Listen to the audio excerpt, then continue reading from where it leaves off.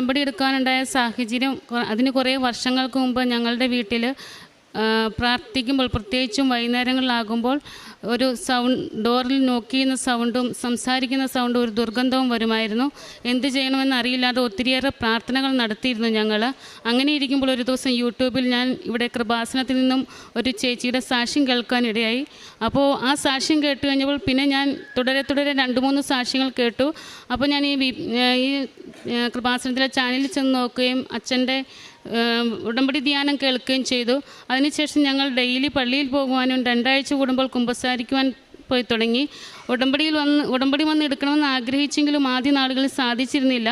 പിന്നെ ഉടമ്പടി വന്ന് ഞങ്ങൾ എടുത്തതിന് ശേഷം ഞാനും എൻ്റെ ജീവിത പങ്കാളിയും കൂടി ഇവിടെ നിന്ന് കിട്ടിയ നേർച്ച വസ്തുക്കളായ ഉപ്പ് ഞങ്ങളുടെ വീടിൻ്റെ ചുറ്റുമിട്ടതിന് ശേഷം ഞങ്ങൾ പരിശുദ്ധ അമ്മയുടെ ഇവിടെ നിന്ന് കിട്ടിയ ഒരു ചെറിയ രൂപം ഉണ്ടായിരുന്നു. അത് പിടിച്ച് ജപമാല ചെല്ലുകയും പ്രത്യക്ഷീകരണ പ്രാർത്ഥനയും വിശ്വാസ പ്രമാണം ചെല്ലുകയും ചെയ്തു.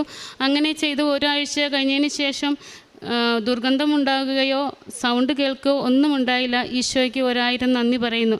രണ്ടാമത്തെ സാക്ഷ്യം, ഞാൻ ആ ഉടമ്പടി നിയോഗത്തിൽ വെച്ചിരുന്നത് എൻ്റെ മകന് പെട്ടെന്ന് തന്നെ ഇങ്ങനെ സംസാരിച്ചുകൊണ്ടിരിക്കുമ്പോൾ ഒരു കാരണവുമില്ലാതെ തുമ്മൽ വരികയും കണ്ണ് നിറഞ്ഞു വരികയും പിന്നെ അവന് സംസാരിക്കാൻ പോലും ബുദ്ധിമുട്ടാകുന്ന അവസ്ഥ. ഹോസ്പിറ്റലിലൊക്കെ കാണിക്കുമ്പോൾ ആ സമയത്ത് പ്രശ്നമില്ലാത്തതുകൊണ്ട് ഡോക്ടേഴ്സിനൊന്നും പറയാനില്ല.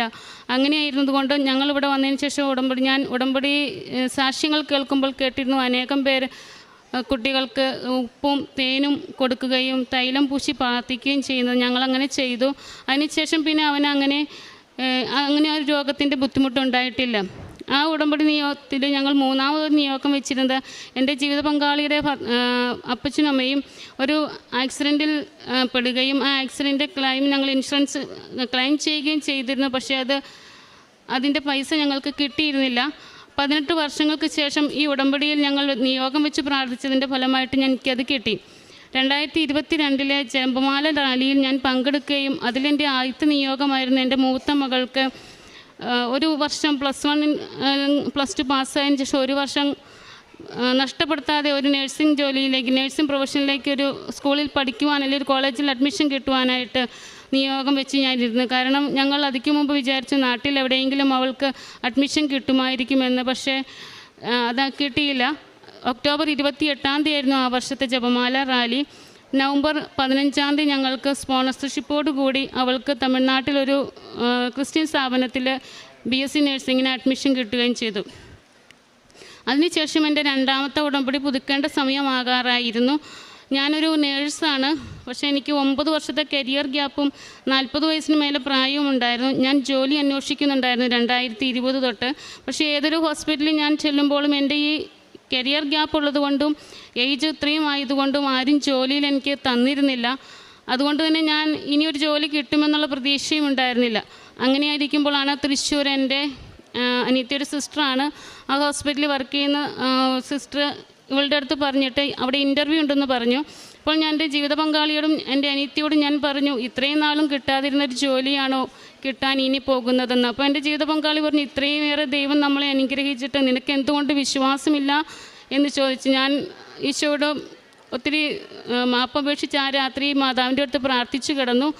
അപ്പോൾ എനിക്ക് ആ രാത്രിയിൽ ഞാൻ ഒന്ന് മയങ്ങിയപ്പോൾ നമ്മുടെ പച്ച മെഴുകുതിരിയുടെ കളറുള്ള ആ ഡ്രസ്സിലിട്ട് ഒരു സുന്ദരിയായ ചേച്ചി വന്ന് എൻ്റെ കയ്യിലേക്ക് ഒരു സമ്മാനം തന്നു. അപ്പോൾ എനിക്ക് മനസ്സിലായി മാതാവാണ് എനിക്ക് ഈ ജോലി തരുന്നതെന്ന്. ഞാനവിടെ ചെന്ന് ഇൻ്റർവ്യൂവിന് വേണ്ടിയിട്ട് ഒത്തിരി പേരുണ്ടായിരുന്നു. അവിടെ 3 സെക്ഷൻസ് ഉണ്ടായിരുന്നു. എനിക്കറിയില്ല, ഞാൻ ഈ 9 വർഷത്തെ കരിയർ ഗ്യാപ്പും പഠിച്ചിട്ട് ഒത്തിരി വർഷങ്ങളുമായി ഒന്നും അങ്ങനെ ഓർക്കുന്നില്ല, ഒന്നും പ്രിപ്പയർഡ് അല്ല. പക്ഷേ എന്നിരുന്നാലും ആരോ എന്നെ പറഞ്ഞു തരുന്നത് പോലെ എനിക്ക് എല്ലാ ക്വസ്റ്റ്യനും ആൻസർ ചെയ്യാൻ സാധിച്ചു. അന്ന് തന്നെ ഞാൻ വീട്ടിലെത്തുന്നതിന് മുമ്പ് ആ ഹോസ്പിറ്റലിൽ നിന്ന് എനിക്ക് അപ്പോയിൻമെൻറ്റ് ലെറ്റർ എൻ്റെ വാട്സപ്പിൽ കിട്ടി. അതിന് ഞാൻ 1000 നന്ദി പറയുന്നു. ഇപ്പോൾ ഞാൻ 1.5 വർഷമായി ആ ഹോസ്പിറ്റലിൽ വർക്ക് ചെയ്യുന്നു. പിന്നെ എൻ്റെ 2ാമത്തെ ഉടമ്പടി പുതുക്കിയതിന് ശേഷമുള്ള നിയോഗമായിരുന്നു. എനിക്ക് എപ്പോഴും ഇങ്ങനെ ആരോടായാലും ഒന്നും ചിന്തിക്കാതെ ചാടിക്കയറി അല്ലെങ്കിൽ കയർത്ത് സംസാരിക്കുന്ന ഒരു സ്വഭാവം ഉണ്ടായിരുന്നു. അപ്പോൾ എൻ്റെ ജീവിത പങ്കാളി എപ്പോഴും എന്നോട് പറയുമായിരുന്നു, അത് നീ ഉടമ്പടിയിലായതുകൊണ്ട് തന്നെ അല്ലെങ്കിൽ ഭാവിയിലായാലും ഇത് ബുദ്ധിമുട്ടാണ് എന്ന് പറയുമായിരുന്നു. പക്ഷേ എനിക്കത് നിർത്തുവാൻ സാധിച്ചിരുന്നില്ല. അങ്ങനെ ഇരിക്കുമ്പോൾ എൻ്റെ ഞങ്ങളുടെ ബന്ധത്തിൽപ്പെട്ട ഒരാൾ അല്പം സീരിയസ് ആയിട്ട് ഒരു കാര്യം എൻ്റെ അടുത്ത് സംസാരിച്ചു. എനിക്കത് ഇഷ്ടപ്പെട്ടില്ല. ഞാനും ആ ആൾ പറഞ്ഞു അതേ ടോണിൽ തിരിച്ചു പറഞ്ഞു. പക്ഷേ കുറച്ച് കഴിഞ്ഞപ്പോൾ എനിക്ക് സങ്കടമായി. ഞാനത് കഴിഞ്ഞ് എൻ്റെ ഹസ്ബൻഡ് എൻ്റെ അടുത്ത് പറഞ്ഞു, നീ അത് മാതാവിൻ്റെ മുമ്പിൽ ഏറ്റു പറഞ്ഞ് ആ ആളോട് ക്ഷമിക്കണമെന്ന്. അപ്പം ഞാൻ പറഞ്ഞു ഞാൻ ക്ഷമിച്ചിട്ടുണ്ടെന്ന് പറഞ്ഞു. പക്ഷേ എന്നിരുന്നാലും ആ ആളുടെ പേര് കേൾക്കുമ്പോൾ തന്നെ കുറേ ദിവസങ്ങൾ കഴിഞ്ഞിട്ട് എനിക്ക് ദേഷ്യമാണ്. അപ്പോൾ എൻ്റെ ഭർത്താവ് എൻ്റെ അടുത്ത് പറഞ്ഞു, നിനക്ക് ആ വ്യക്തിയുടെ പേര് കേൾക്കുമ്പോൾ പോലും ഇത്രയും ദേഷ്യമായ സ്ഥിതിക്ക് നിൻ്റെ ഉള്ളിൽ ആ ആളുടെ വെറുപ്പായിട്ടുണ്ട്. അപ്പോൾ ഞാൻ പറഞ്ഞു ഇല്ല എന്ന്. അപ്പോൾ എൻ്റെ ജീവിത പങ്കാളി എൻ്റെ അടുത്ത് പറഞ്ഞു, ഞാൻ തർക്കിക്കാനില്ല, ഒന്നെങ്കിൽ നിനക്ക് ഏതെങ്കിലും ഒരു വൈദികനോട് ചോദിക്കാം, അല്ലെങ്കിൽ ബൈബിൾ എടുക്കാം. ബൈബിൾ എടുത്തു കഴിഞ്ഞപ്പോൾ എനിക്ക് കിട്ടിയത് വിശുദ്ധ മത്തായിയുടെ സുവിശേഷത്തിൽ നിർദ്ദയനായ വൃത്തിൻ്റെ ഉപമ എന്നുള്ള ആ ഭാഗമായിരുന്നു.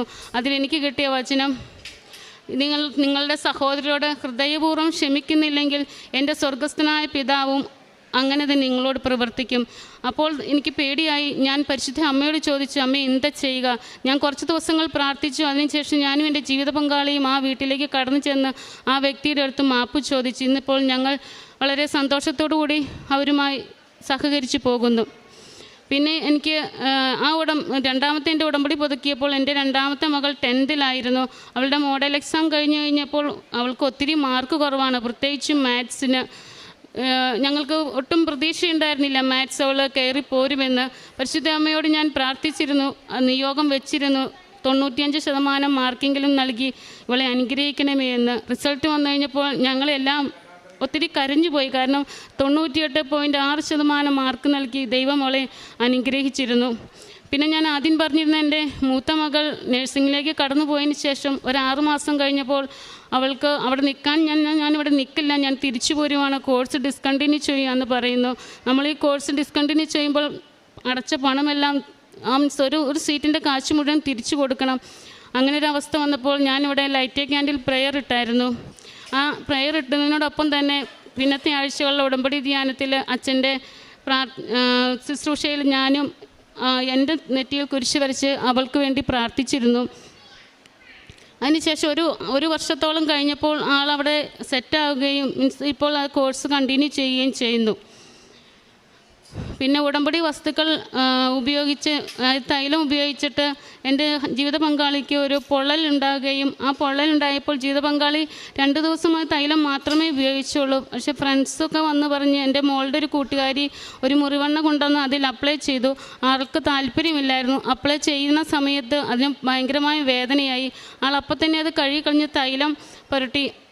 ഒരാഴ്ച പുരട്ടിയതിന് ശേഷം അത് ഭേദമാവുകയും എൻ്റെ ജീവിത പങ്കാളി പറഞ്ഞു ഇത് എപ്പോൾ അപ്ലൈ ചെയ്യുമ്പോൾ ഒരു തണുപ്പ്, അതൊരു കുളിർമ അനുഭവപ്പെട്ടിരുന്നു എന്ന്. അങ്ങനെ തൈലം ഉപയോഗിച്ചും ഉപ്പ് ഉപയോഗിച്ചും ഒത്തിരിയേറെ തേൻ ഉപയോഗിച്ചും ഒത്തിരിയേറെ അനുഗ്രഹങ്ങൾ ചെറുതും വലുതുമായിട്ട് ഞങ്ങൾക്ക് ലഭിച്ചിട്ടുണ്ട്. ഞാൻ വർക്ക് ചെയ്യുന്ന ഹോസ്പിറ്റലിൽ എൻ്റെയോടൊപ്പം ഉണ്ടായിരുന്ന ഒരു കുട്ടിയുടെ പപ്പയ്ക്ക് സെല്ലുലൈറ്റിസ്, അതായത് കാലിൽ ഇൻഫെക്ഷൻ ആകുന്ന അവസ്ഥ, ഇങ്ങനെ പൊട്ടി ഒലിച്ച് ചലം വരുന്നൊരവസ്ഥയായിരുന്നു. ഇൻഫെക്ഷൻ ഒത്തിരി ഉണ്ടായിരുന്നു. ഞാൻ അവൾക്ക് ഉപ്പ് കൊടുക്കുകയും ആ ഡ്രസ്സിങ്ങിൻ്റെ ഒപ്പം അവൾ ഉപ്പ് വെച്ച് അത് ഒരാഴ്ച ചെയ്തില്ല, അതിനു മുമ്പ് തന്നെ പൂർണ്ണമായും അത് സൗഖ്യപ്പെട്ടു. ഇത്രയും അനുഗ്രഹങ്ങൾ തന്ന് അനുഗ്രഹിച്ച ഈശോയ്ക്കും അമ്മയ്ക്കും 1000 നന്ദി.